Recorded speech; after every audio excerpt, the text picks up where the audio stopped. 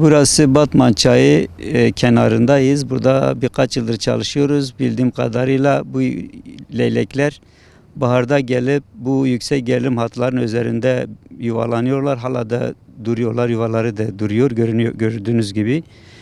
Çayda da besleniyorlar.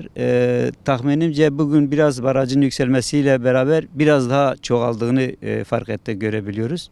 Hani bunlara güzel, özel bir yer yapılsaydı, daha sağlıklı, daha iyi bir yer yapılsaydı daha iyi olurdu. Genel olarak baharda geliyorlar, birkaç ay kalıyorlar ama kışın fazla görükmüyorlar.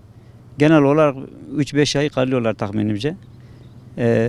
Siz de gördüğünüz gibi zaten bak, yüksek gerilim hatlarının üzerindedirler. Yuvaları orada, kendisi de görünüyor. Bazen çaya inip besleniyorlar. Öyle yani.